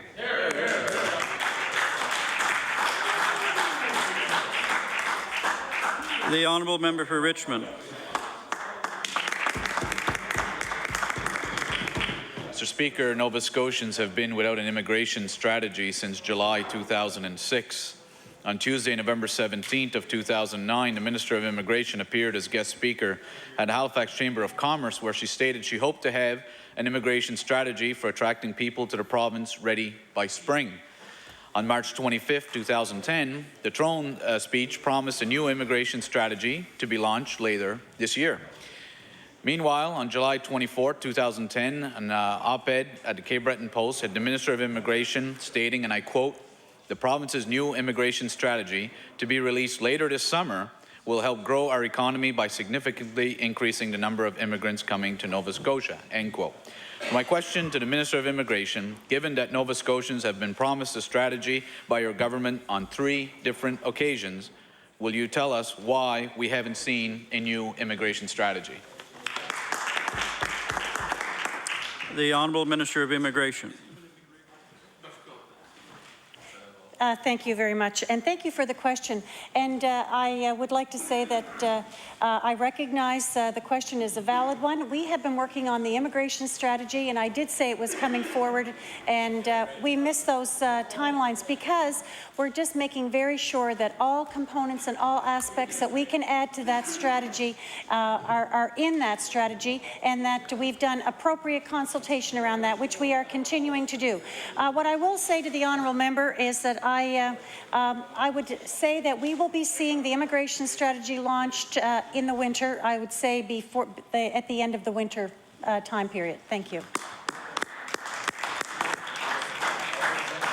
The Honourable Member for Richmond on your first supplementary. Speaker, this government made a commitment to actually double the number of immigrants coming to our province. They have set a target, and yet despite commitments on 3 separate occasions, they have yet to produce a roadmap as to how they will get us there. We know in 2008, 2,600 immigrants landed in Nova Scotia, although the numbers who actually stayed here in our province remain unknown. What we do know is that in 2009, these numbers declined to approximately 2,400. Mr. Speaker, I don't think any Nova Scotian would consider that to be progress. So my question again to the Minister is, why do you continue delaying the implementation of a new immigration strategy? The Honourable Minister of Immigration.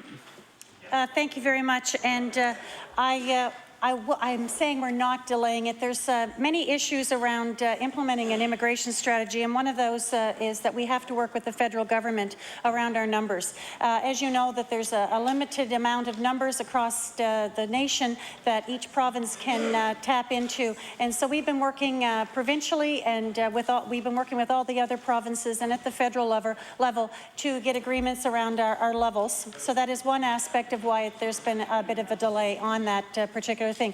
I would like to let you know, though, that this immigration strategy is, we've been working on this.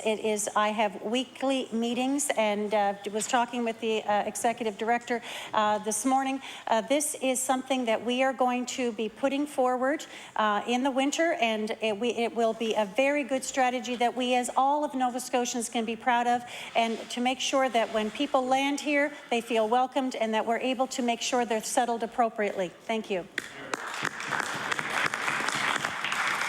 The Honourable Member for Richmond on your final supplementary. Mr. Speaker, this government set a target to actually double the amount of immigrants coming to our province from 2,600 to 5,200, which is quite an ambitious target. Difficult to achieve when you don't have a strategy as to how you're actually going to get there.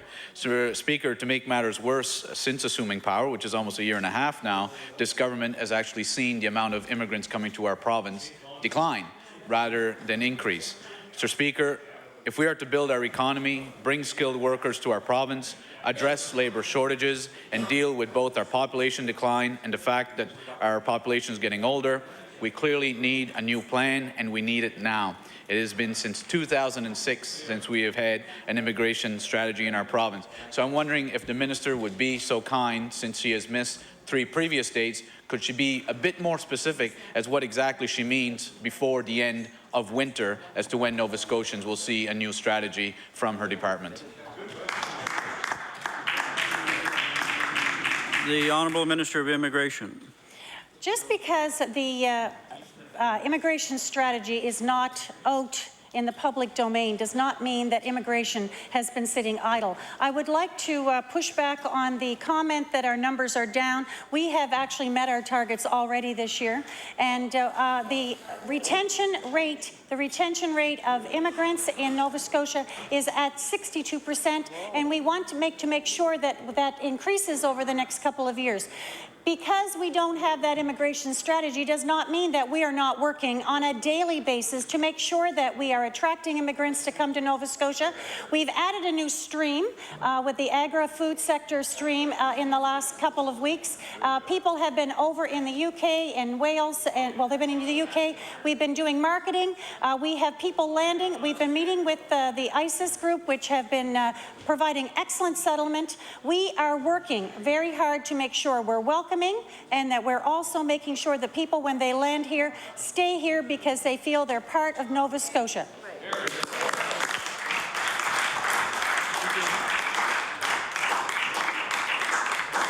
The Honourable Member for Argyll. Thank you very much, Mr. Speaker. My question through you is to the Premier. We finally have a decision on ferry services in Nova Scotia we're talking about. However, Mr. Speaker, that decision did not come from the Premier. It came from the form of a $51 million announcement from the federal government that strengthened links to other Atlantic provinces. Mr. Speaker, my question to the Premier, obviously this was a federal decision with little input from the province, but will you inform this House what you have asked the federal government regarding a ferry strategy for Nova Scotia? The Honourable Premier. Thank you, Mr. Speaker. Obviously, what we wanted to see from the federal government was a long-term strategy for the constitutionally protected ferries, the interprovincial ferry system, which we have said is the responsibility of the federal government. We would like to see it funded over the long term.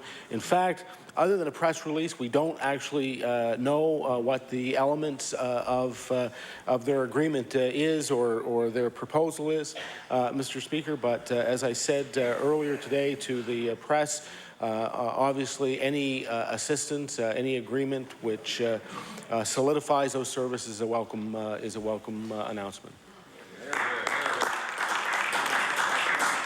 The honourable member for Argyle on your first supplementary. Thank you very much, Mr. Speaker. The federal government announced today regarding ferry services in Pictou and Digby will go a long way in supporting the regional economy and transportation network in Eastern Canada. Mr. Speaker, this is the kind of investment made by partners who think long-term and respect vital links between eastern provinces. Mr. Speaker, my question to you to the Premier, do you agree that the Northumberland Ferry Service that was announced is good for regional cooperation and that it contributes significantly to the economic sustainability of the Pictou region? The Honourable Premier. Well, Mr. Speaker, as I've already said, I'm pleased to see that the government is undertaking its responsibility to support that service. Of course, everything that the federal government does to fund those services is welcomed by the province. The honourable member for Argyle on your final supplementary. Thank you very much, Mr. Speaker. The Spencer Economic Report, which was commissioned by the local chambers of commerce, and I'll table a copy of that in a few moments, clearly indicates the provincial government is foregoing a significant source of revenue in Nova Scotia by abandoning the Yarmouth Ferry Service in New England. Mr. Speaker, this is a loss of over $22 million of revenue to the residents of Nova Scotia. Mr. Speaker, now that the federal government has invested in ferry linkages in the Maritimes, the Premier is surely prepared now to lobby on behalf of southwestern Nova Scotia. At least this is the logical next step in solidifying all ferry systems to the province. Mr. Speaker, my question to you, to the Premier, what are you doing to lobby the federal government to restore and invest in the future of the Yarmouth Ferry and the economy of southwestern Nova Scotia? The Honourable Premier. Well, Mr. Speaker, as far as I know, the position of the federal government has not changed with respect to that area. They've said they're not interested in funding the service. I mean, one of the chronic problems was, of course, Mr. Speaker, that the entire burden of that service was falling on the taxpayers of Nova Scotia.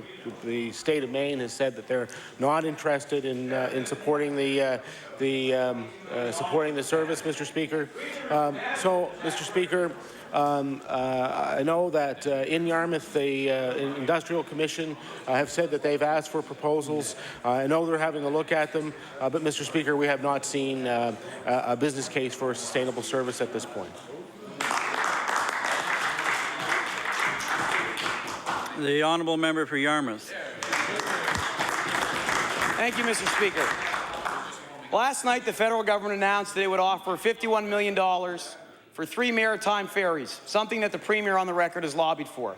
In today's Chronicle Herald, the Premier is quoted as saying that businesses will be more likely to invest in the provinces if they could rely on long-term ferry funding.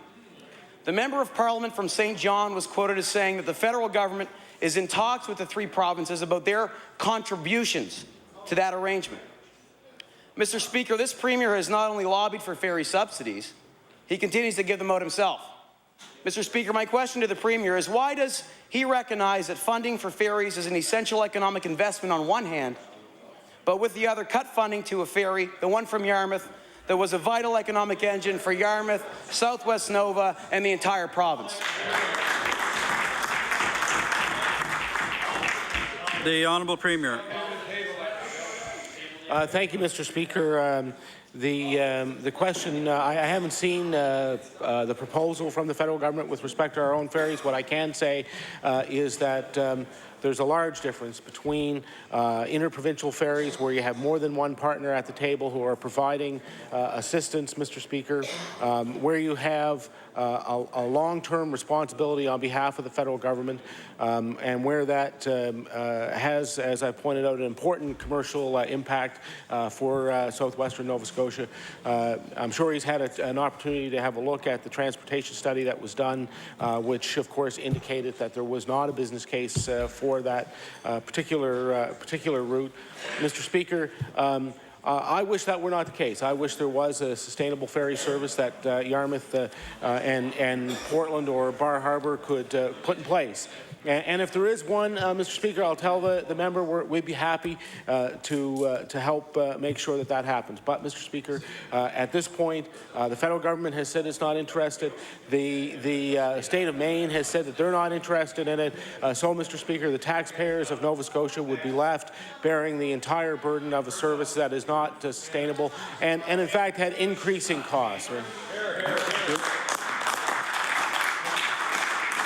The honourable member for Yarmouth on your first supplementary. Thank you, Mr. Speaker. This Premier can stand up in this House and blame the federal government, blame the government of Maine, ask them to live up to their responsibilities to Nova Scotians, or he can accept his responsibilities as the Premier of Nova Scotia to fight for them.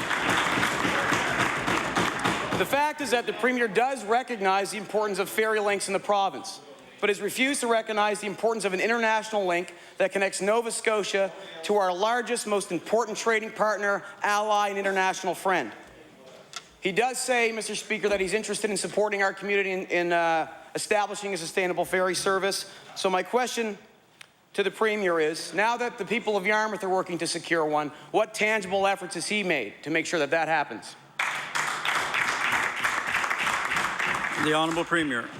Thank you, Mr. Speaker. First of all, I want to just assure the member of the opposition that I take very to heart my responsibility to all of the people of Nova Scotia, and understanding that the taxpayers of the entire province have to pay for the decisions that we make here in this chamber. Mr. Speaker, when I was last in Yarmouth, of course, I met with the head of the Yarmouth Area Industrial Commission. I asked them about the submissions that they have received to date. My understanding is that there is not so far a proposal that they feel comfortable in advancing. The honourable member for Yarmouth on your final supplementary. Mr. Speaker, the decision to cut the Yarmouth ferry has impacted our tourism industry, our local businesses, and many families. We in Yarmouth face the reality that we could lose our hotels, more businesses, our port status, our customs jobs, and more people. A new sustainable ferry service will help the people of Yarmouth, southwestern Nova Scotia, and will bolster the economy of the entire province if done right. Mr. Speaker, the Premier says he's waiting to see proposals for a ferry service and then decide if one will work. My question to the Premier is, why is he not taking a leadership role in securing such a vital service for the economy of Nova Scotia? The Honourable Premier. Well, thank you, Mr. Speaker. In fact, I have instructed my minister and members of Economic and Rural Development to work with the Yarmouth Area Industrial Commission to see, to analyze any proposals that will come forward. They already did an expression of interest. Mr. Speaker, I'm afraid that the answer to that is simply that there hasn't been an expression of interest that the Yarmouth Area Industrial Commission feels comfortable advancing as a sustainable solution.